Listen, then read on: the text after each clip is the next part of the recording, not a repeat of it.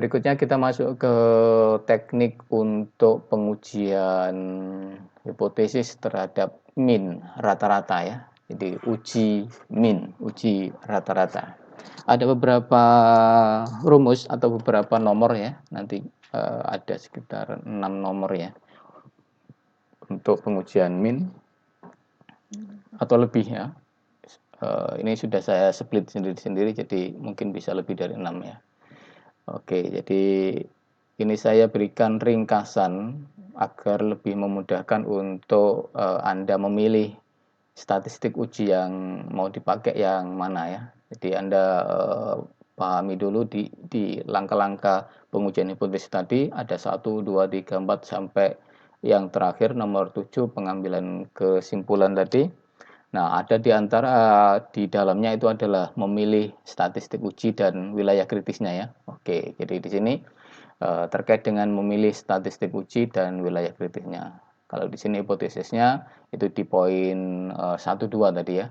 Di langkah-langkah itu poin 1, 2 itu menentukan H0 dan H1 ya.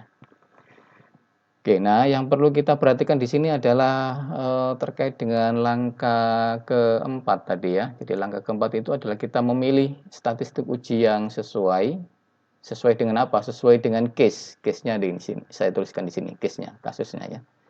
Kemudian wilayah kritisnya.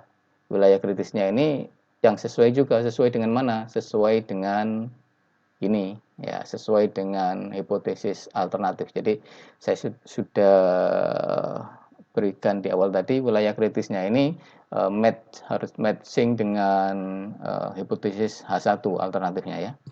Makanya di sini ada 3 baris untuk H1, pakai lebih kecil, lebih besar, tidak sama dengan wilayah kritis juga ada 3 baris. Nah, ini bersesuaian ya. Yang atas H1 yang atas bersesuaian dengan yang atas untuk wilayah kritis ini. Ya, H1 yang tengah bersesuaian dengan yang tengah dan yang bawah bersesuaian dengan yang bawah ya.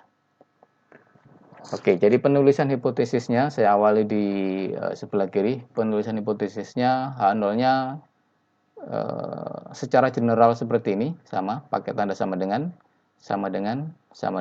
ya. Kemudian hipotesis alternatifnya H1-nya milih salah satu dari, pakai tanda lebih kecil, lebih besar, tidak sama dengan, sama ya, sama. Jadi ada 3 alternatif. Nah, 3 alternatif ini nanti dipilih salah satu, disesuaikan dengan kasusnya, disesuaikan dengan persoalan atau pertanyaan di dalam soal tersebut ya. Oke, nanti kita akan berlatih bagaimana menentukan H0, H1 di soal latihan ya. Oke, hipotesis sudah. Kemudian yang paling penting itu adalah ini. Jadi menentukan statistik uji, kita pakai rumus yang ini, atau rumus yang ini, itu harus kita tahu identifikasi dari kasusnya itu seperti apa. Jadi case-nya itu seperti apa. Kalau case-nya itu ini, sigma diketahui, sigma itu apa? Sigma itu adalah simpangan baku ya. Sigma itu adalah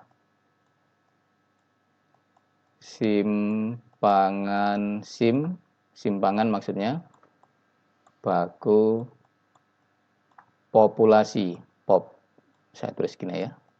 Oke, ini yang penting, simpangan baku populasi ya. Jadi simpangan baku populasi. Itu kalau diketahui maka rumusnya pakai ini. Simpangan baku ya ini ekivalen. Misalkan yang diketahui bukan simpangan baku tapi ini.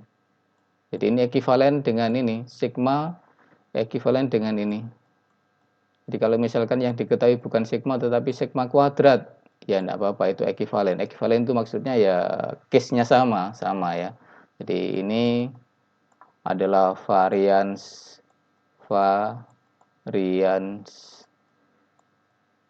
populasi ya. Ya ini simbol. Jadi sigma diketahui, sigma itu adalah simbol untuk simpangan baku populasi. itu ekivalen sama saja dengan misalkan dalam satu kasus itu yang diketahui adalah varians populasi yang disimpulkan dengan sigma kuadrat ya. Di boleh sigmanya yang diketahui atau sigma kuadratnya yang diketahui. Yang penting dia menyatakan miliknya populasi ya. Oke.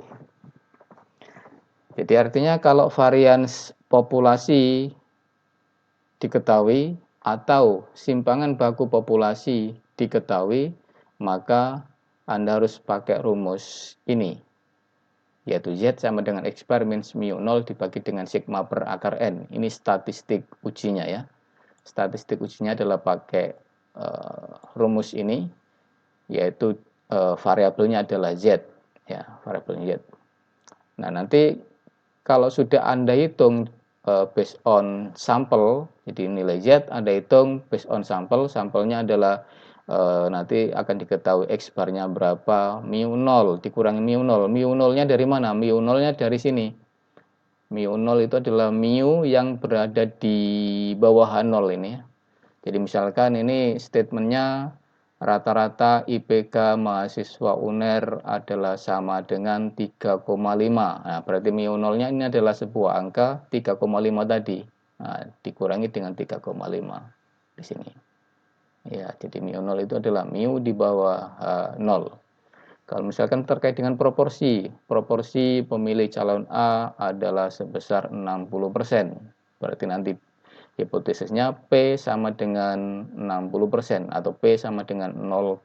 Nah, berarti yang ada indeks nolnya itu nanti adalah berupa konstanta ya. Konstanta yang kita set.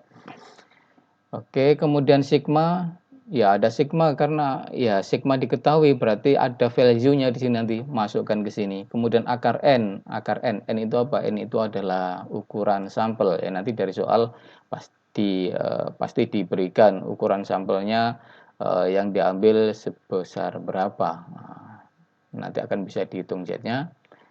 Nah, kemudian berdasarkan hitungan Z ini nanti Anda bisa melakukan atau mengambil keputusan tolak apa terima itu menggunakan ini.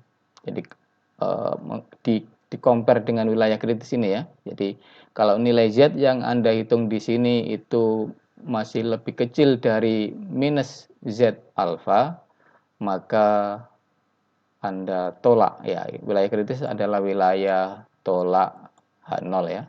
Wilayah tolak H0. Jadi ini adalah kapan kita menolak H0, yaitu ketika Z yang kita hitung itu jatuh di sebelah kiri minus Z alfa.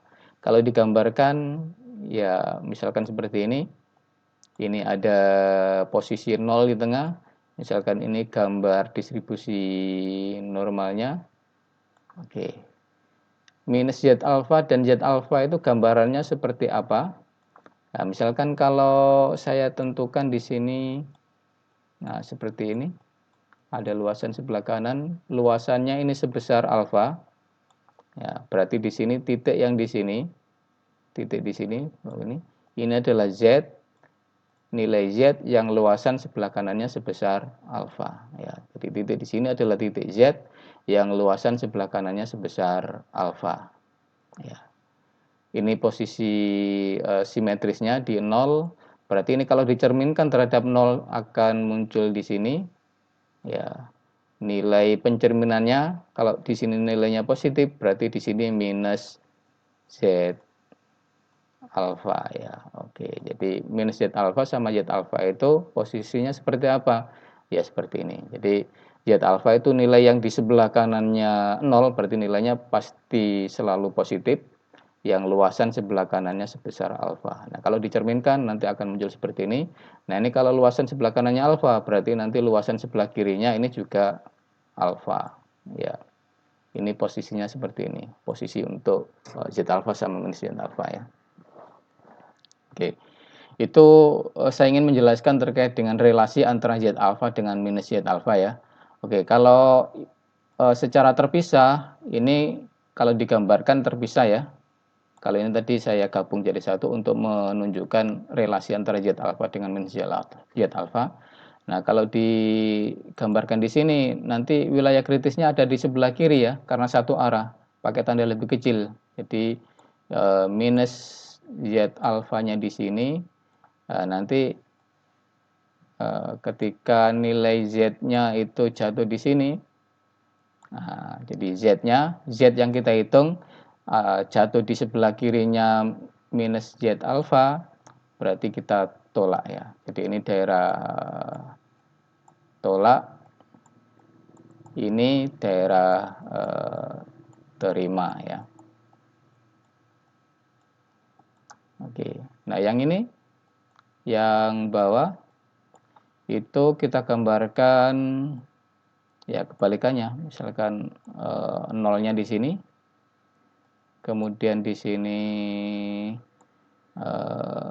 Z alfa, berarti kita akan tolak wilayah kritis, kita akan tolak ketika Z yang dihitung di sini, Z yang dihitung di sini lebih besar dari Z alfa, lebih besar berarti arah kanannya Z alfa. Oke, jadi ketika Z yang dihitung jatuh di sebelah kanannya Z alfa, ini kita tolak ya, kita tolak. Kalau ini kita terima ya. Oke, seperti ini tolak, TLK tolak. Oke, nah kalau yang bawah, kalau kita menggunakan H1-nya pakai tanda tidak sama dengan, ini tadi adalah dua arah, berarti artinya wilayah kritisnya, daerah tolaknya ada dua arah, sebelah kiri dan sebelah kanan ya, sebelah kiri dan sebelah kanan. Nah, itu digambarkan dengan ini, ya. Oke, jadi kalau digambarkan nanti seperti ini, yang bawah, jadi nanti ada titik 0 di tengah, kemudian di sini ada Z. Nah, Z-nya ini beda dengan dua yang di atas, ya. Kalau dua yang di atas ini pakai tanda lebih kecil atau lebih besar, ini Z indeksnya alfa. Jadi alfa tingkat kesalahan tadi itu semuanya ditaruh di sini karena satu arah ya. Jadi, tolaknya satu arah, berarti taruh semuanya di sini. Ini juga Z alfa luasannya taruh di sini. Kalau digambarkan nanti seperti ini kan. Oke, ini gambarannya kalau misalkan distribusi ya. Oke, seperti ini kalau digambarkan distribusi. Oke. Jadi alfa tadi posisinya adalah di sini. Jadi luasan daerah luasan area atau daerah di sebelah kirinya minus Z alfa, luasannya di sini sebesar alfa. Ini kalau yang pakai nomor 2 itu Z alfa di sini, berarti alfanya itu mana? Alfanya adalah luasan daerah di sebelah kanannya Z alfa ini. Oke, karena satu arah, maka alfanya akan muncul hanya satu kali di sini dan full di sini ya, full di sini. Nah, kalau pakai dua arah, saya gambarkan seperti ini. Nah, misalkan seperti ini. Nah, Z alfa per 2 sama minus Z alfa per 2 itu posisinya di sini. Karena dua arah, ini pencerminan berarti minus Z alfa per 2. Nah, luasan daerah yang di sini, ini kalau dijumlahkan yang kiri dan kanan itu harus sama dengan alfa ya. Jadi makanya alfanya karena ada dua arah kanan dan kiri dibagi dua ya. Luasannya di sebelah kanan sebesar alfa per 2, luasan sebelah kiri sebesar alfa per 2. Jadi totalnya sama dengan alfa ya. Ini totalnya sama dengan alfa karena satu arah maka ya diletakkan di satu sisi ini. Ini totalnya sebesar alfa ya, karena satu arah maka ya diletakkan di satu sisi kanan. Ini totalnya sebesar alfa, karena ada dua arah maka harus dibagi dua. Sebelah kanan luasannya alfa per 2, sebelah kiri luasannya alfa per 2. Oke, itu teknis untuk mencari ya Z alfa per 2 minus Z alfa per 2. Nah, dari konsep ini Anda bisa berlatih menghitung bagaimana mendapatkan, misalkan kalau alfanya 5%, berarti Z 5%. Z 5% nanti nilainya berapa di sini? Z yang luasan sebelah kanannya sebesar 5%. Ya, itu kalau tidak salah 1,64 atau 1,645 ya. Kalau alfanya 5%. Nah, kalau alfanya 5%, kemudian pakai hipotesis alternatifnya adalah tidak sama dengan, berarti alfanya dibagi 2. Jadi Z 2,5% atau 0,025. Nah, sebelah kanannya di sini nilainya nanti berarti Anda cari nilai Z yang luasan sebelah kanannya adalah sebesar 0,025 atau kirinya berarti 0,975. Kalau Anda cari Z 0,025 nilainya nanti sama dengan 1,96 ya. 1,96 di posisi ini berarti kalau dicerminkan nanti minus Z alfa per 2-nya bernilai minus 1,96 ya.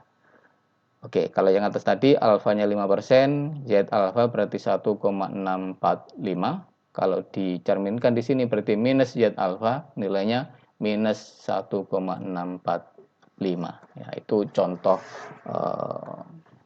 mencari nilai Z-nya. Nanti bisa di cross check atau dicari di tabelnya ya. Dari yang saya ucapkan, saya katakan tadi. Oke, itu di poin 1. Saya kira penjelasannya seperti itu. Oke, saya sedikit lebih detailkan tadi di poin 1 karena nanti di poin 2, di nomor 2 itu konsepnya adalah sama ya. Jadi konsep untuk ya, Anda bisa lihat ini hipotesisnya juga sama. Kemudian wilayah kritisnya juga ngikutin sama. Ya, hanya tinggal nanti komparasinya kalau di sini Z di-compare dengan tabel Z. Kalau di sini Z juga di-compare dengan tabel Z. Kemudian kalau di sini dihitungnya dengan variabel T. Jadi hitungan ini masuk ke variabel T, maka di-compare dengan tabel T ya. Secara indeks identik ya, idem. Jadi minus Z alfa, di sini minus. Oke, jadi kalau pakai tanda lebih kecil itu daerahnya ada di sebelah kiri, berarti komparasinya harus bernilai negatif di sini. Tanda kecil negatif, tanda lebih kecil berarti sesuatu angka yang nilainya negatif karena ada di sebelah kirinya 0 ya. Kemudian kalau pakai tanda lebih besar berarti sesuatu nilai yang positif nanti komparasinya di sini ya. Karena lebih besar dari sesuatu ada di ujung kanan. Nah, seperti ini tadi. Ini posisi 0 di sini, Z alfanya pasti bernilai positif ya. Oke. Kalau yang ini tadi berarti ada yang positif, ada yang negatif, tapi dua angka yang hanya berbeda sign atau tanda. Angkanya sama ya. Oke, seperti itu. Nah, untuk poin 2 ini case-nya aja yang beda ya. Jadi kalau poin 1 itu apabila sigma diketahui atau dalam pernyataan lain secara ekivalensi sama, itu adalah apabila varians populasi diketahui, yaitu simbolnya sigma kuadrat diketahui, maka kita harus pakai ini. Jadi apabila sigma diketahui atau sigma kuadrat diketahui, maka harus kita pakai ini. Tetapi kalau sigma tidak diketahui, nah ini kalau sigma tidak diketahui, maka ada dua kemungkinan. Melihatnya dari mana? Melihatnya dari ukuran sampel ya. Jadi kalau sigma diketahui, jadi kebalikan dari ini. Apabila sigma tidak diketahui, maka kita bisa pakai yang poin 2 atau poin 3. Kita lihatnya dari ukuran sampel ya. Kita lihatnya dari ukuran sampel. Jadi kalau sigma tidak diketahui, ini juga sama sigma tidak diketahui, maka kita harus melihat ukuran sampelnya. N-nya lebih dari sama dengan 30 ataukah N-nya kurang dari 30. Kalau N-nya lebih dari sama dengan 30, maka kita pakai rumus yang ini. Ya, rumusnya ini yaitu ya secara rumus ini sama dengan bawah ya, secara rumus sama dengan bawah. Anda perhatikan rumusnya sama, tetapi dimasukkan ke variabel apa, itu yang beda. Ini Z mengikuti ini, nanti di-compare dengan tabel Z.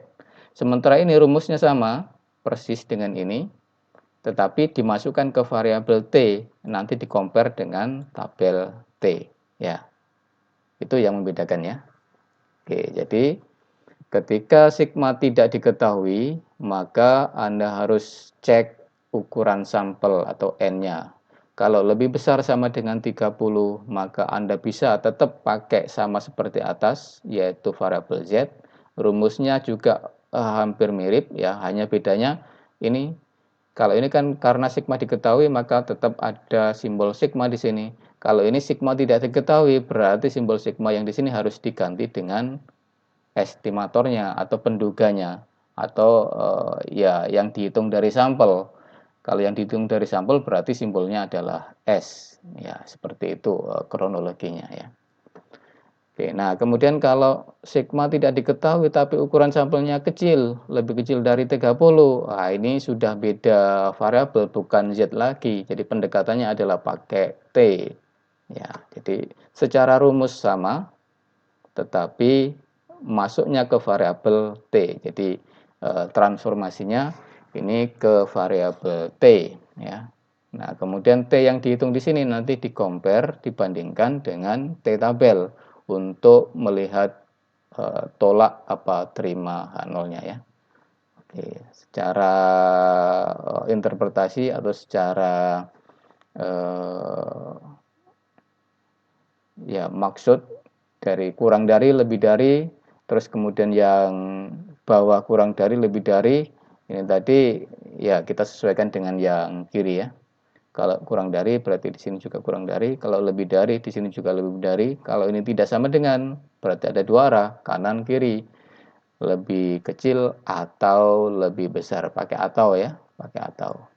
Atau itu berarti memenuhi salah satu saja. Jadi tidak mungkin memenuhi dua-duanya ya. Jadi sebuah nilai T tidak mungkin berada di ujung kanan atau dan ujung kiri, tidak mungkin. Jadi mesti memenuhi salah satu. Jadi nilai T itu ada di kanan atau ada di kiri. Atau kalau tidak di kanan atau kiri berarti ada di tengah ya. Jadi tidak mungkin ada di dua-duanya ini. Makanya di sini atau ya. Oke, nah yang membedakan antara Z dengan T, kalau Z cuman indeksnya alfa atau alfa per 2, kalau T di sini indeksnya alfa atau alfa per 2, V. V-nya adalah derajat bebas ya, degree of freedom V. Jadi kalau di dalam tabel T itu ada di ujung paling kiri, itu ada kolom 1 itu DF, itu adalah degree of freedom, derajat bebas. Itu ya V ini maksudnya ya. Jadi degree of freedom-nya dirumuskan dengan N-1 ini ya. Oke, jadi V di sini ketika Anda mencari nilai T pada suatu alfa tertentu, jangan lupa itu ada parameter yang berikutnya yang diketahui, yaitu V, yaitu pada derajat bebas N-1 ya. Itu yang harus diperhatikan. Berikutnya, oke, ini ada, kalau tadi terkait dengan satu populasi ya, ini masuk ke dua populasi. Jadi dua populasi berarti terkait dengan mu1, mu2. Jadi ini mengcompare atau membandingkan rata-rata kelompok atau populasi 1 dengan populasi 2. Jadi misalkan kalau konsentrasi kita bicara IPK mahasiswa tadi, jadi kita akan membandingkan atau mengcompare IPK mahasiswa UNER misalkan dengan mahasiswa universitas lain ya. Ya universitas A sama universitas B misalkan seperti itu ya. Atau universitas 1 dengan universitas 2. Ini rata-rata universitas 1, ini rata-rata universitas 2. Nah, selisihnya itu di dalam hipotesis 0, jadi selisih rata-rata kelompok 1 atau populasi 1 dengan populasi 2 sama dengan D0. Ya, ini secara umum dibikin seperti ini ya. D0 itu apa? D0 adalah sebuah angka yang kita set di situ. bisa kita isikan 0. Kalau diisikan 0 artinya apa? Berarti mu1 minus mu2 sama dengan 0. Atau kalau kita pindah ke kanan, berarti jadi kalau misalkan ini D0-nya diisi dengan suatu konstanta 0, artinya berarti mu1 sama dengan mu2. Ya, jadi kalau ini D0 diisi dengan 0 kan berarti mu1-nya bisa atau mu2-nya bisa pindah ke kanan. Jadi mu1 sama dengan mu2. Jadi kita menguji kesamaan rata-rata antara populasi 1 dengan populasi 2. Itu kalau D0-nya di setting 0 ya. Nah, begitu juga dengan ini. Kalau misalkan ini 0 berarti mu2-nya bisa pindah ke kanan, berarti alternatifnya mu1 lebih kecil mu2. D0-nya 0 berarti mu2-nya pindah ke kanan, mu1 lebih besar mu2. Ini 0 berarti mu1 tidak sama dengan mu2. Itu kalau kita setting D0-nya 0 ya. Nah, ini difasilitasi seperti ini. Jadi D0-nya itu bisa diisi dengan sembarang settingan angka kita ya. Jadi D0-nya bisa diisi dengan 0, bisa diisi dengan suatu angka tertentu, suatu konstanta tertentu yang tidak 0. Ya, konstantanya biasanya positif ya, misalkan selisih rata-rata IPK Universitas 1 dengan Universitas 2 sama dengan 0,3 misalkan. Jadi artinya apa? Artinya berarti mu1-nya itu 0,3 lebih besar daripada mu2. Jadi selisihnya antara rata-rata IPK Universitas 1 dengan Universitas 2 itu sebesar 0,3. Yang mana Universitas 1 itu ya karena ini mu1 minus mu2 berarti kan mu1-nya yang lebih besar dari mu2 dan lebih besarnya sebesar berapa? Selisihnya sebesar 0,3. Nah, berarti D0-nya disetting 0,3 di sini. Nah, seperti itu. Ini bisa di-set suatu angka tertentu yang ya sesuai dengan hipotesis atau statement-nya, sesuai dengan anggapan. Seperti itu. Nah, D0 di sini settingan kita nanti akan masuk di sini ya. Jadi akan menjadi pengurang di sini. Sama ini D0 juga akan masuk menjadi pengurang di sini. Kalau di sini 0 berarti ini ya tidak perlu dikurangin dengan 0 atau ya sama dengan di ini sendiri ya. Seperti itu. Ini juga sama masuk di sini nanti. Di posisi D0 itu nanti akan menjadi pengurang di sini. Oke, itu terkait dengan D0, bisa disetting 0, bisa disetting suatu angka tertentu sesuai dengan hipotesis atau anggapan atau pernyataan. Kemudian terkait dengan, oke ini sama ya, jadi lebih kecil, lebih besar, kurang dari, lebih dari, ini penjelasannya sama seperti yang di depan, ini ngikutin H1-nya, lebih kecil, berarti lebih kecil, lebih besar, kalau tidak sama dengan, berarti ada yang sebelah kiri dan ada yang sebelah kanan. Nah, sekarang ini adalah kolom untuk statistik uji. Rumus yang kita pakai adalah seperti apa? Itu tergantung case-nya ya. Tergantung case-nya. Kasusnya seperti apa? Kita akan pakai rumus ini. Case-nya apabila ini varians populasi ya. Ini varians, berarti ada kuadratnya itu berarti varians. Oke, berarti varians populasi 1 dan varians populasi 2 diketahui. Atau secara ekivalen, ya sigma 1 simpangan baku populasi 1 dan simpangan baku populasi 2 diketahui. Ya, ekivalensinya seperti itu sama ya. Jadi mungkin diketahuinya dari sisi varians atau simpangan baku sama saja. Yang penting ini ya, jadi diketahui, dua-duanya diketahui maka kita pakai rumus ini. Pakainya adalah Z transformasinya ya. Jadi rumusnya ini kita wadai dalam variabel Z, kemudian kita compare Z yang kita hitung ini untuk memutuskan tolak terimanya. Oke, ini daerah kritis tadi ya. Ini kapan kita tolak H0 tadi. Yaitu kita akan tolak ketika Z yang dihitung untuk hipotesis ini lebih kecil dari minus Z alfa. Kalau kita pakai hipotesis ini, kita akan tolak H0 apabila Z yang kita hitung di sini lebih dari Z alfa. Untuk hipotesis yang terakhir, Kalau kita misalkan pakai yang tanda tidak sama dengan, maka kita akan tolak H0 apabila Z yang dihitung di sini itu lebih kecil dari minus Z alfa per 2 atau jatuh di sebelah kanan, Z lebih besar dari Z alfa per 2. Oke, nah kalau kasusnya itu varians tidak diketahui, kalau ini kan diketahui. Kalau variansnya tidak diketahui, nah maka ini ada dua atau ada yang perlu kita cek, yaitu ukuran sampelnya ya, ukuran sampelnya. Kalau ukuran sampelnya besar, lebih dari sama dengan 30, maka rumusnya tetap bisa pakai Z. Ya, hanya saja sigma ini karena tidak diketahui, maka kita ganti dengan S. Ya, rumusnya sama dengan atas, hanya saja karena sigma ini tidak diketahui, maka kita ganti dengan S, yaitu dihitung dari sampel. Di varian sampel, varian sampel ke-1, ini varian sampel ke-2. Jadi indeks 1, 2 menyatakan punyanya kelompok 1, kelompok 2. Kalau sigma berarti varian populasi, kalau S berarti varian sampel. Oke, itu kalau N-nya 1 dan 2 lebih besar sama dengan 30. Nah, kalau tidak diketahui, kemudian N-nya kecil, jadi N1 atau N2-nya itu lebih kecil dari 30. Jadi bisa dua-duanya atau salah satunya itu lebih kecil dari 30. Maka ada dua yang harus kita perhatikan. Ya, ada dua rumus. Ya, ada dua rumus.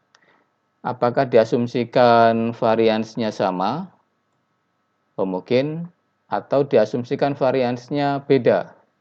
Ya, ada dua. Jadi kalau variansnya diasumsikan, jadi meskipun tidak diketahui, tetapi diasumsikan variansnya homogen. Jadi antara kelompok 1 dan kelompok 2 diasumsikan sama, homogen. Maka kita pakai rumus ini ya. Rumus ini. Jadi rumusnya seperti ini, diwadahi dalam variabel T. Dengan SP itu apa? SP itu adalah akar dari SP kuadrat. Di mana SP kuadrat dihitung pakai rumus bawah. SP itu apa? SP itu adalah P itu pole. Jadi pole. Kalau ditulis seperti ini, POOLED, pole. Yang artinya adalah gabungan. Ya, kenapa digabung? Ya, karena asumsinya sama, varian 1 dan varian 2 sama sehingga bisa digabung, dibikin jadi satu. Ya, dipole, digabung karena sama. Karena diasumsikan sama ya. Dicari dulu S poolnya, S kuadrat poolnya, yaitu gabungan dari varian 1 dan varian 2 digabung dengan menggunakan rumus ini. Ini adalah rata-rata terboboti kalau lebih lengkapnya. Nah, kalau sudah dihitung, nanti kemudian dicari akarnya, jadi SP, kemudian akar seper N1 plus seper N2 masuk di sini. Kemudian, nah karena ini T, maka di-compare untuk menentukan tolak H0-nya adalah di-compare dengan tabel T ya. Ya, karena ini T dimasukkan ke variabel T, maka di-compare dengan tabel T nanti untuk menentukan tolak H0-nya. Kita akan tolak untuk hipotesis pasangan hipotesis ini yang pakai H1 tanda kurang dari, apabila T yang dihitung di sini kurang dari minus T alfa, V. Nah, V-nya ini adalah degree of freedom, derajat bebas ya. Nah, derajat bebasnya di sini dihitung dengan V sama dengan N1 plus N2 minus 2 ya. Untuk yang dua populasi ya, mu1, mu2. Kalau yang satu populasi tadi adalah N-1 ya, sebenarnya ini N-1 ditambah N-1 atau N1 min 1 ditambah dengan N2 min 1 ya. Jadi N1 plus N2 minus 2. Sebenarnya seperti itu. Oke, ada V. Oke, itu kalau homogen ya. Nah, berikutnya ini kalau varians tidak diketahui, N-nya kecil, dan kemudian diasumsikan variansnya beda. Oke ya. Jadi diasumsikan variansnya beda. Di variansnya tidak diketahui, kemudian N-nya kecil di bawah 30 dan diasumsikan variansnya adalah heterogen atau berbeda. Varians 1 berbeda dengan varians 2 atau heterogen. Maka kita pakai rumus ini, ya sebenarnya ini sama T ya, cuman biar beda dengan yang sebelumnya dikasih T aksen. Nah, ini T aksen, nanti ya di sini T aksen dikompar dengan T ya. Jadi hanya variabel aja ya. Jadi sebenarnya sama T, boleh pakai T sebenarnya. Oke, rumusnya adalah seperti ini. Rumusnya adalah X per 1 minus X per 2 dikurangi D0. D0 tadi ini. Kemudian bawahnya di sini tidak ada SP ya, tidak ada S pol, tidak ada S gabungan. Kenapa? Ya karena kita asumsinya adalah variansinya beda. Berarti kita anggap dua hal yang beda, tidak bisa digabung. Maka ya masuk sendiri-sendiri di sini. Di sini akar S1 kuadrat per N1 ditambah S2 kuadrat per N2. Dan perhitungan V-nya pakai rumusnya yang panjang ini. Di selang kepercayaan kemarin juga sudah ada rumus ini ya. Jadi V yang di sini nanti dihitungnya pakai ini. Kalau ketemu desimal berarti nanti dibulatkan sesuai dengan aturan pembulatannya. Oke, seperti itu. Nah, kemudian yang bawah, yang nomor 8 ini adalah terkait dengan data berpasangan. Data berpasangan itu apa? Data berpasangan itu ya, kalau berpasangan itu berarti misalkan satu objek diamati dua kali ya. Jadi intinya data berpasangan itu ada dua data yang berpasangan yang diperoleh dari satu objek yang sama. Itu ekstrimnya atau seperti itu ininya. Secara definitifnya ya. Jadi misalkan ada objek A atau mahasiswa bernama A dihitung atau diamati nilai pretesnya, kemudian nanti diamati nilai post testnya seperti ini.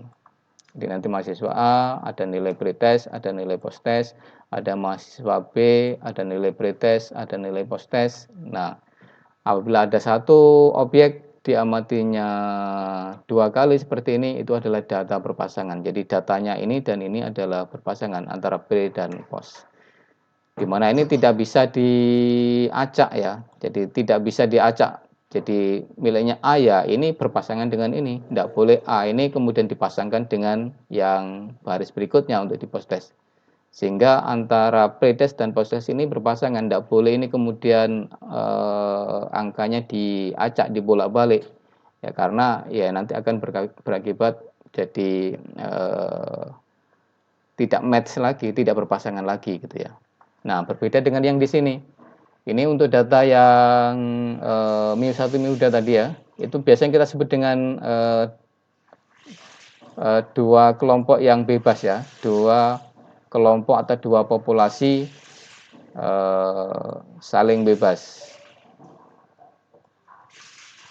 Saling bebas. Nah, jadi yang terkait dengan mu1, mu2 tadi, jadi mu1 sama mu2 yang di sini, ada mu1, ada mu2, jadi di poin 7, poin 6, 5 tadi, 4, itu kan kita terkait dengan mu1, mu2 tadi, itu adalah terkait dengan dua kelompok yang saling bebas. Jadi contohnya tadi adalah kelompok atau universitas 1 di-compare dengan universitas 2 ya. Jadi dua kelompok yang saling bebas. Maksudnya adalah kita mengambil sampel dari universitas 1, mahasiswanya misalkan diambil 20 orang, ya nanti akan berbeda dengan mahasiswa yang diambil di kelompok universitas 2. Jadi orangnya beda. Beda itu bedanya dengan yang di sini. Kalau ini orangnya sama, diamatinya dua kali. Kalau ini kelompok 1, universitas 1, universitas 2, itu sama-sama variabel yang diamati, misalkan IPK ya, sama-sama IPK-nya. Ini orangnya misalkan A, B, C, di sini beda, harus beda, nggak mungkin A kemudian masuk di sini. Nah, ini orangnya pasti beda. A, B, C misalkan ini D, E, F gitu ya. Oke. Jadi ini bedanya. Bisa jadi ini hanya diambil 3 orang, ini diambil 5 orang, D, E, F, G, H, tidak masalah. Ya, seperti ini. Jadi di Universitas 1 disampling hanya 3 orang, jadi diamati IPK 3 orang, sementara di Universitas 2 disampling atau diambil 5 orang, cari rata-ratanya. Karena bukan data yang berpasangan, diamati dari objek-objek yang beda, itu tidak masalah ya. Itu bedanya. Ini N1, ini N2. Ini ukurannya 3, di sini ukurannya 5, misalkan seperti itu ya.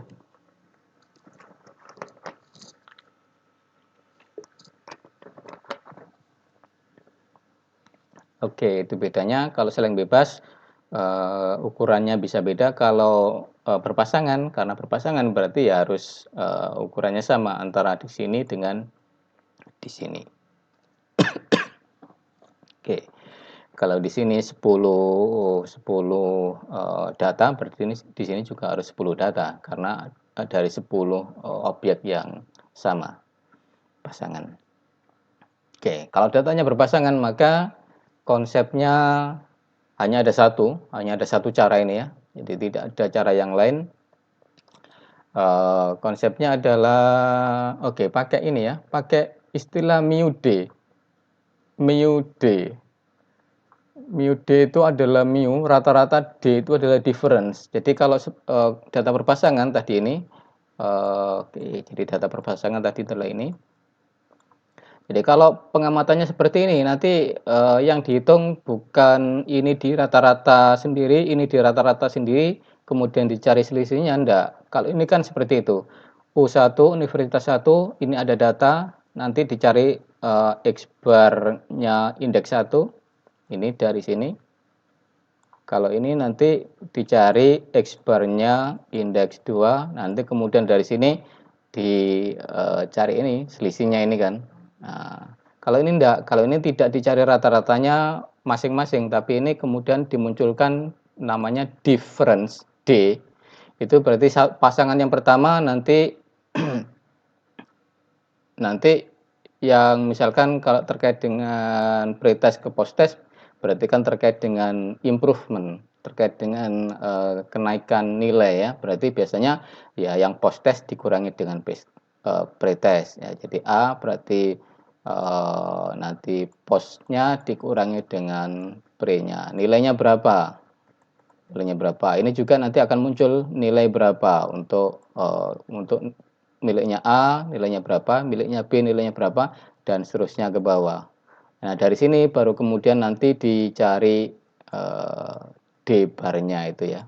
D bar. Ini ada D, ini misalkan kasih indeks I-nya nanti I1, I2, I3, atau D miliknya A, miliknya B, miliknya C, dan seterusnya.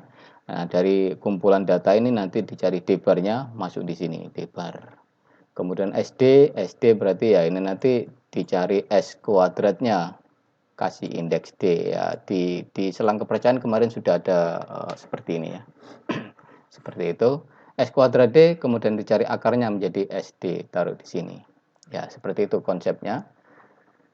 Nanti rumusnya pakai ini dimasukkan ke dalam variabel T transformasinya dan di-compare dengan T tabel untuk melakukan atau mengambil keputusan tolak H0-nya ya.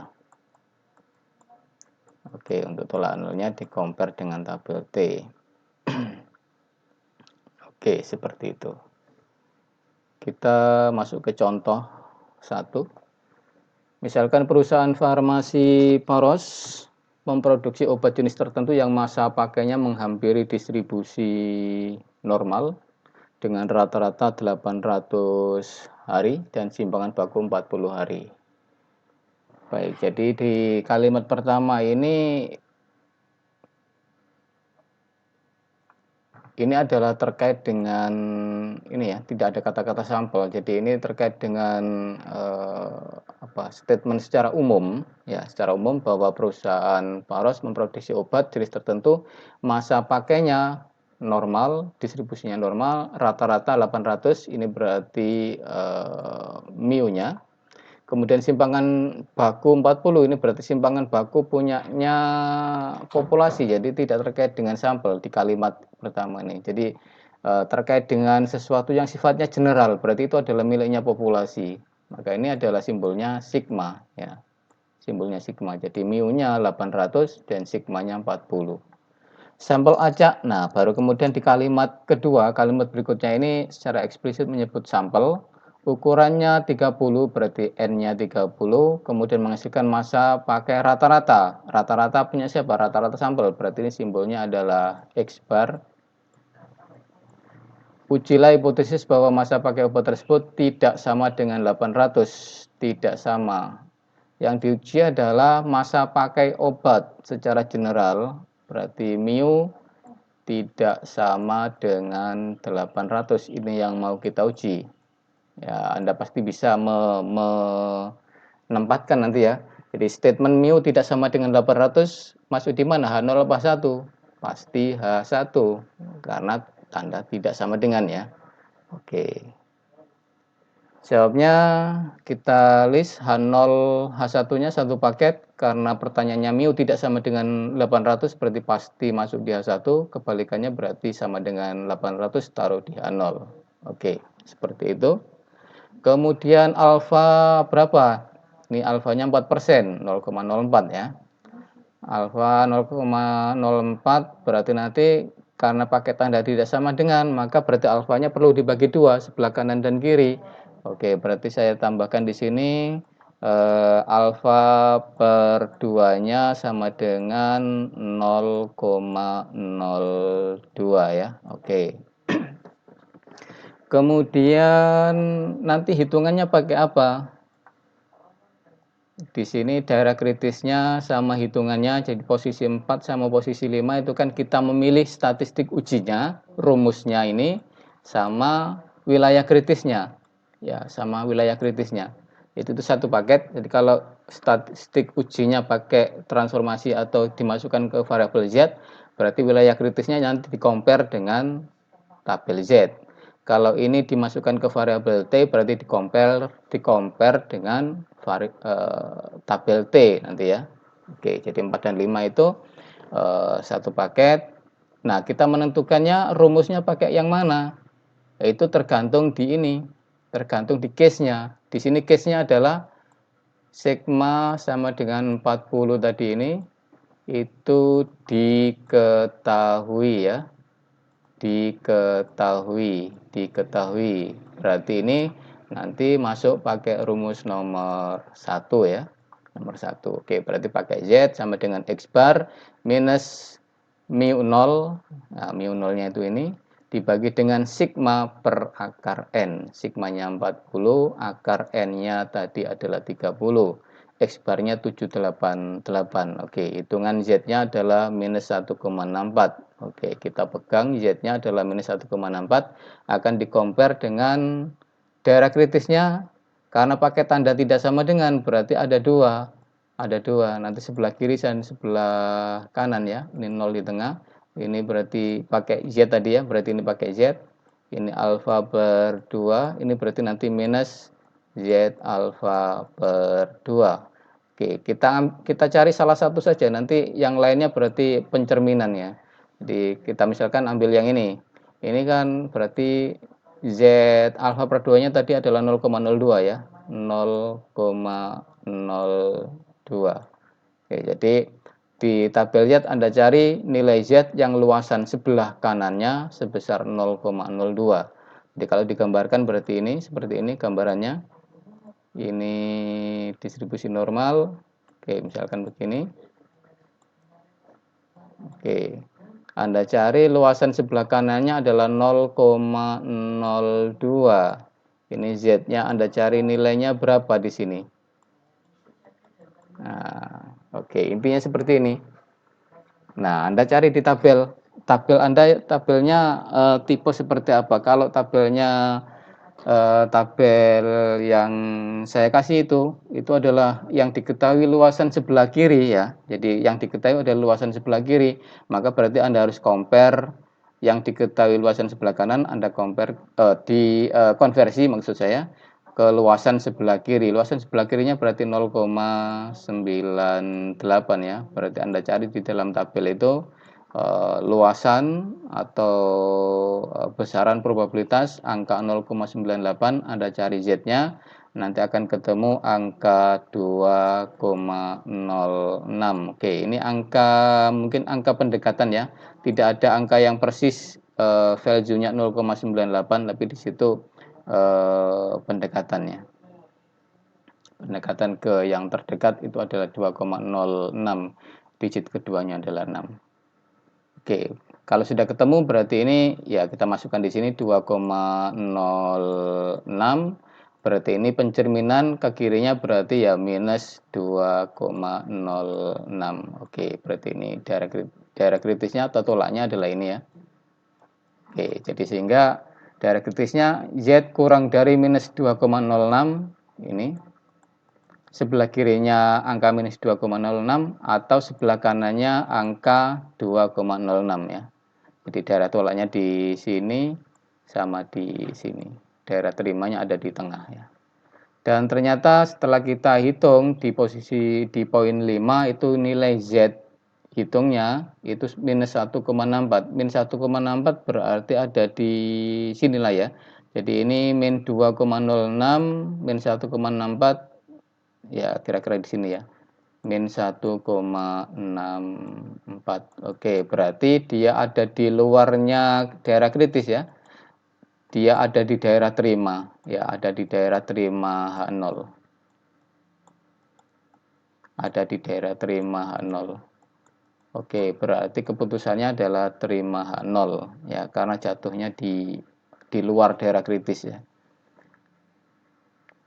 Sehingga karena terima H0 maka yang benar adalah H0. Jadi kita bisa simpulkan secara narasi bahwa rata-rata masa pakai obat jenis tersebut adalah sebesar 800 hari. Oke, ini mungkin perlu ditambahin rata-rata ya. Karena konsepnya adalah mu ya. Jadi rata-rata masa pakai obat tersebut adalah 800 hari. Oke, itu